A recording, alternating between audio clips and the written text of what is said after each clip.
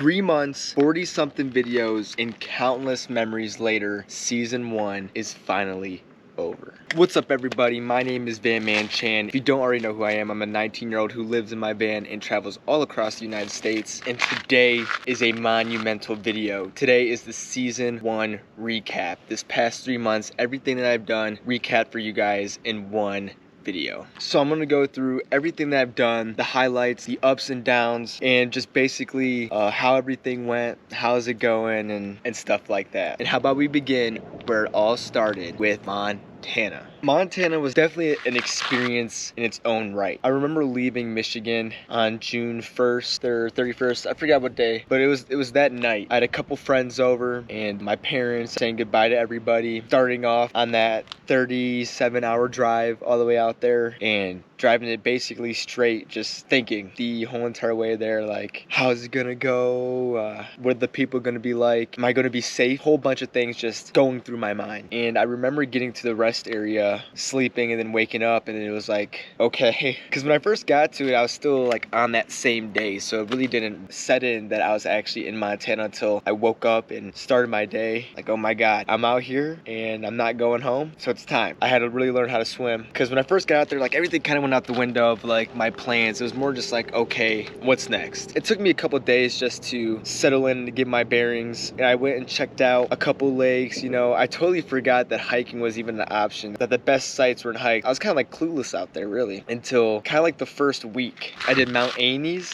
and that changed a lot for hikes. That was probably my first big one out here, and that was gorgeous. It was beautiful, and that was pretty much the start to a long journey. And then after that, you know, my friends came out, and that was super fun. Did a lot of good stuff. And the thing about it is that when people come out, when they leave, it's just like when I left home again. It never really gets easy because, you know, you have such a great time with them, and then it's like, bam, now they gotta go. But that's just a part of life, just, you know, moving on and just slowly getting used to it. But still hurts. Done it 3 times, had to send people off, and it hurts every single time. But the day after is always better. It's always worse when it's fresh. But I remember them coming out and leaving, and it was like, okay, back to kind of square one again. I had to figure out what the move was gonna be. What was I gonna do? So I had to double down on these hikes. I'm in the most beautiful places in the world, and a lot of places that people won't go and see. So this is stuff that I have to showcase on my channel. So that's where I really started hitting hard on my hiking and just learning all the process of just filming my hikes and the way I do it, and just trying different things outdoors and pushing my body to do different types of hikes. And then going into the park more and more, going to Glacier National Park, the meeting up with Garrett, somebody from back home, and doing a couple hikes. That was really cool. Just growing as a person and as a creator, and just learning van life in general. Montana was a monumental stepping stone to this whole entire thing. That full month of just being in the Whitefish and Columbia Falls and Blissful area was a lot of learning. Content, I wouldn't say was the best, but I had a walk in Montana so I can run coming to season 2. So there's a lot to be excited for, but I wouldn't be where I'm at without Montana for sure. One thing that I'll never forget was when my time was up in Montana and I had to go to Washington, my first switching of the state. That was probably more intimidating than just coming out here in general, I feel like, because I was just so comfortable where I was. That was the longest I've stayed in one place. I was familiar with the area, I was comfortable with my routine, so I was set. I went through a lot of trials and tribulations in Montana with my power and so many other things that once I finally got it all figured out and I had a good system that works, I was really content with it. But as I say, being comfortable is the start of your own demise. So I knew that kind of being scared of change was a good thing because I knew that I was going to be growing as a person. I knew that good things were going to happen. I just got to put myself in a good situation to make things happen. So I remember when I first left Whitefish to go to the North Cascades, I stopped in this place called Chelan or whatever it's called in Washington for a night. I remember going to that Walmart, stocking up on groceries, and just being like, oh my God, I'm in the absolute middle of nowhere. I'm about to be going. It's like the danger zone. It's weird that I kind of thought that because that is probably the most remote place I've been this whole entire time. But I remember getting into the Cascades and just absolutely no service, absolutely like no cities, mountains on each side, and you just feel like you're so alone out there. And it's just like that week at mile marker 100 near Marble Mount was a really big learning experience too, just being comfortable with myself, trusting the process, and remaining consistent no matter what happens, and putting out videos, and knowing that, you know, slow motion is better than no motion, and just like putting your head down and kind of getting what needs to be done despite the obstacles that you're facing. Putting in that week in the North Cascades was a very valuable learning lesson for me. And then once my time was up there, it was like,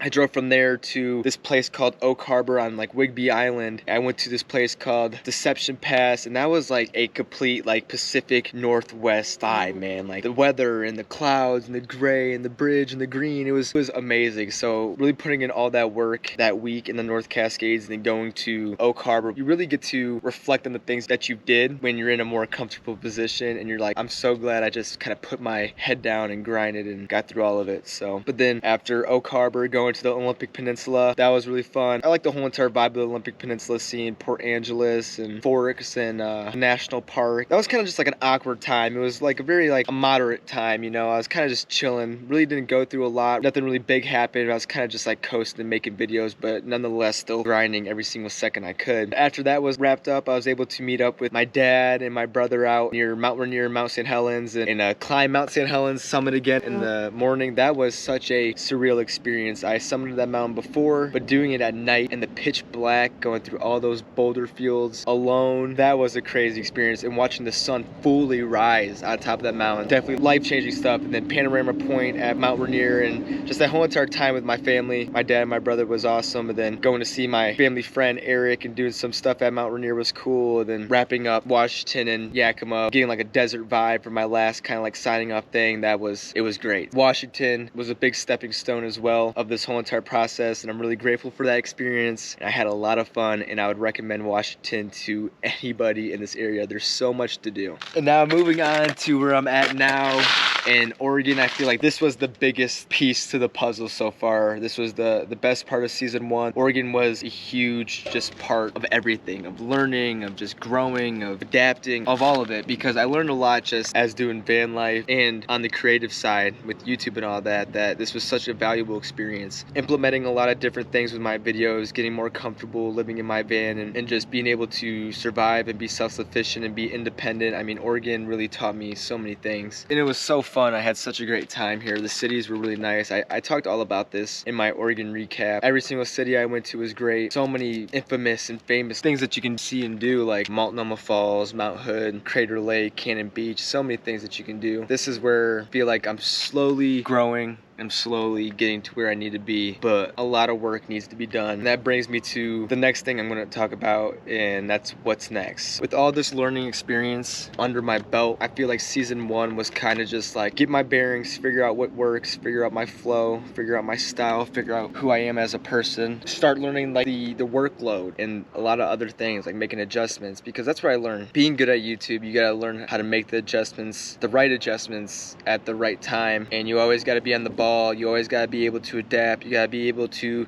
accept constructive criticism. You got to be able to listen. You got to be able to throw your ego out on what works and what not works. You just got to really just put down a lot of barriers and just go with the flow, try a lot of different things and not get frustrated. So this season, this 3 months has taught me so much that moving forward into season 2, I'm going to be implementing so many different things on the creative side. So I'm going to be doing a lot more things outside my comfort zone with activities and just stuff in general, taking the shot, taking the risks, not making excuses, and not tripping on my way to the finish line. I'm really going to start to cook up. I'm really going to start trying to get to that point of like, hey, this could actually work. So many things that go into that, so much time. That's another thing, like you guys see the videos, but I'm editing, filming, I'm thinking of ideas all the time, non-stop, and it won't stop until I get to where I need to be. I can assure you that. I know that last video and this video weren't as long. Just wrapping everything up and moving everything towards season 2. So much to be excited for, and it's gonna be banger after banger. I'm not gonna make excuses. There's gonna be good,